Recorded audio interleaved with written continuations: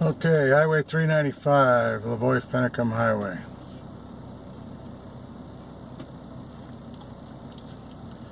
This is the starting point of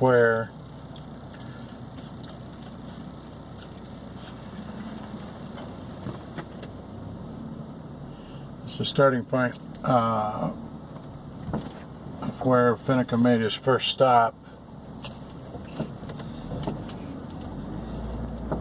before he then decided to proceed on to John Day. So we're going to run this at his approximate speed. Hope I can keep the camera steady there.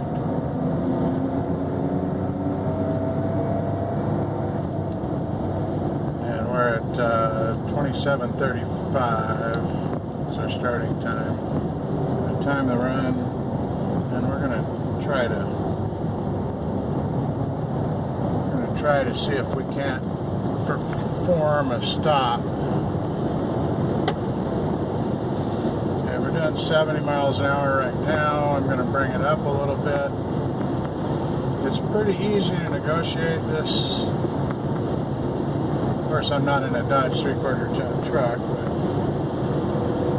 I'm going to bring it up to 80 miles an hour when I make this corner. Okay, and right here is where he started applying brakes, and he took the two shots. Now I'm giving all of the braking ability I can, and I'm able to barely come to a stop right here, right at the road mark, or excuse me, at the roadblock. And I also want to point out the straightaway dead ahead. So why did they place that roadblock on the turn, on the end of the turn as well? It's a fairly blind turn, as you'll see when I turn around here. You'll be able to gain some perspective as to how much room he had to not only see and become aware and process mentally what was going on, but also to stop the truck. Okay, so at the second reflector there is where he ultimately went off the road that you see on your right. But I'm going to stop. I'm going to be the first vehicle in the roadblock here. I take that back, it's the third reflector. And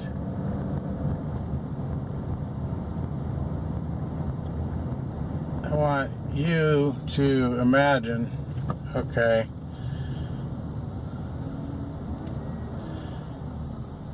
here is the first vehicle in the roadblock. Now he's coming around that corner at 80 miles an hour according to the timed distance, and you know, he started from a stop, so I basically did the same thing.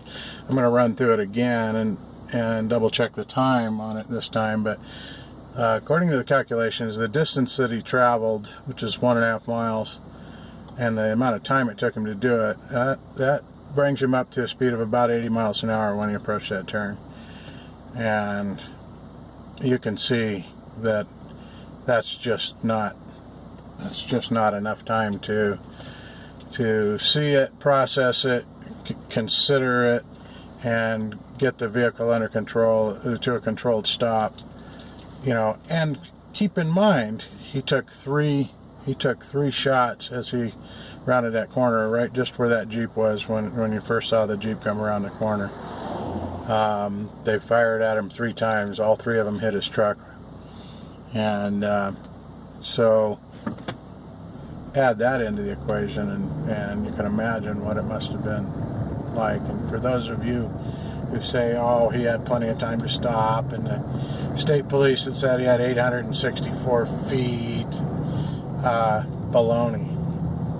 Okay, when his brake lights came on, and it's all clearly documented, when his brake lights came on, when the first shot fired off, when they fired the shot simultaneously when he came into view. I mean, they were ready.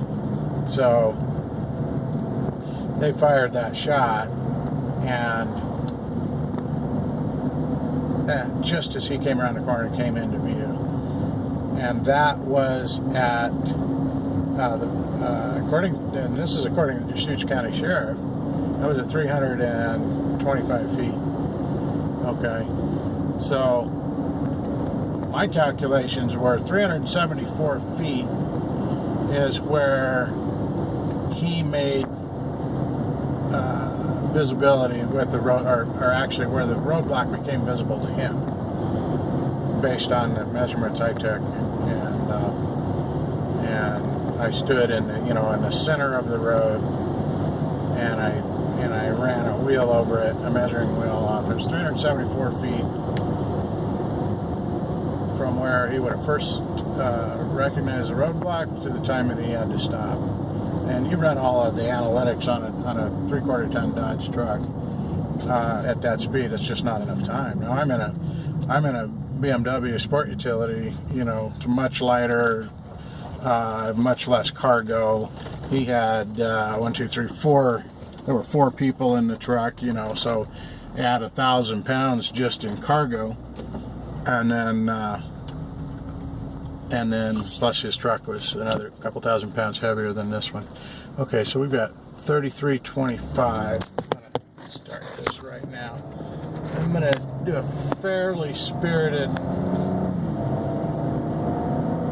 departure, although I'm not giving her all she's got, but I don't think he did either, but he wouldn't have had the acceleration that I do anyway.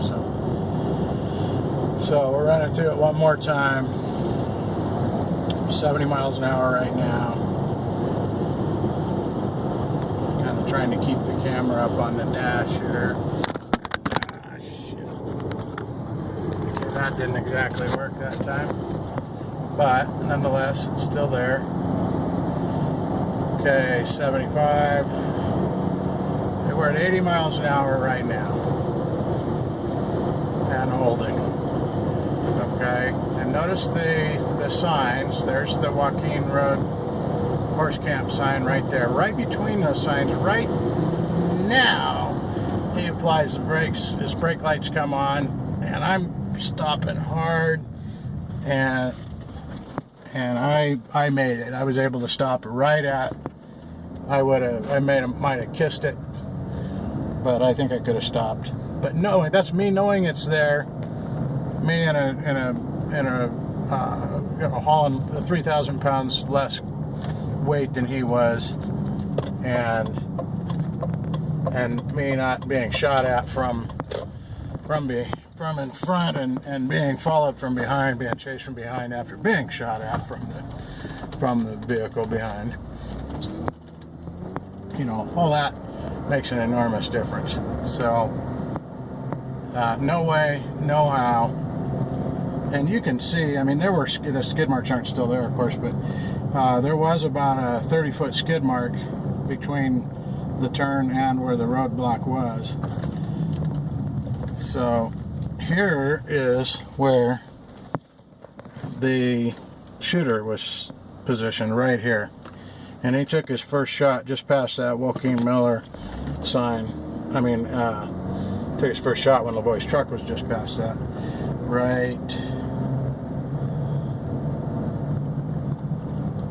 Right here is where the first bullet hit Finicum's truck. So,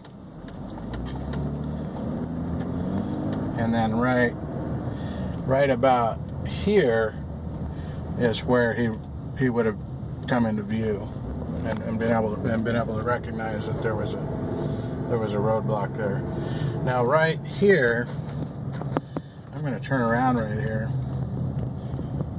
This is the, I think it's 865 feet that the Deschutes County Sheriff said, they said that the roadblock was visible from this point. Now you can see that right now, and I'm clear out and clear out off of the road way over on the shoulder. Now I'm gonna walk out here to the middle of the road. Hope I don't get squashed. Okay, from this distance right here, you can't even see that first or that second sign. This is the distance that they claim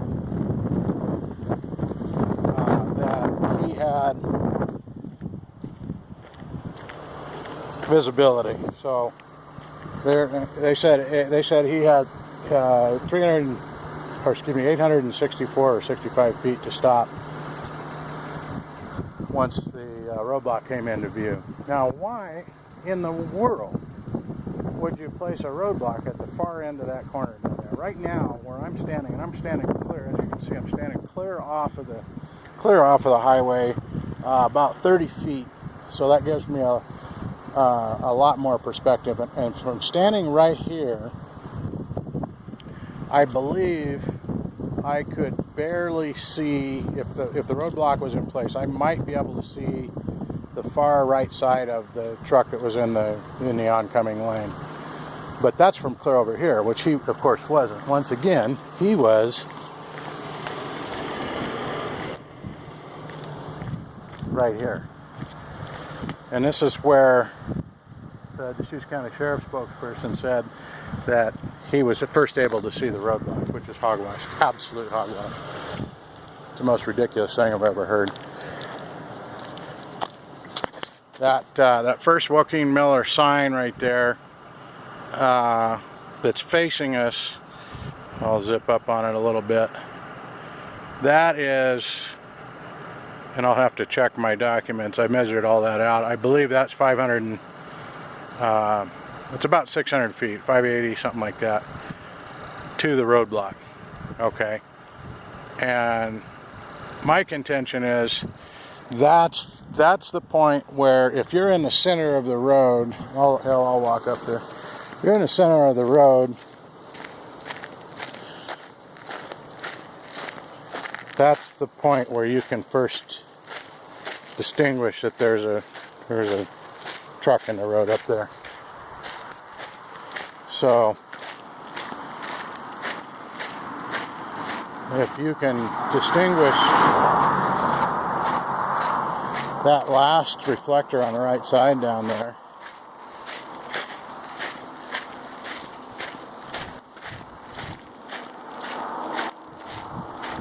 that's about where the roadblock was.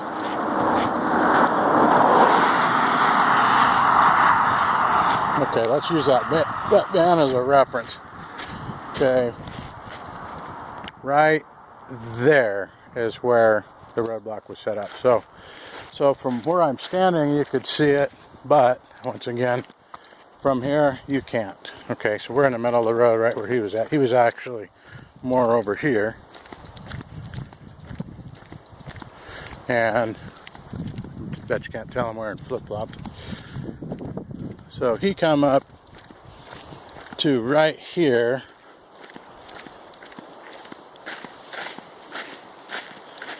And this is the point, just beyond this point, between here and that reflector post, is where you see his brake lights come on.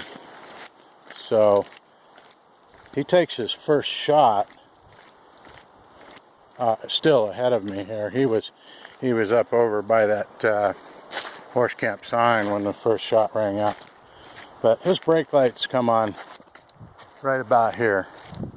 Okay, and this is about his position, and as you can see, the roadblock would be visible at that distance, but not anywhere near the distance that they reference. I have my truck running back there, so I'll walk on up here since we've come this far.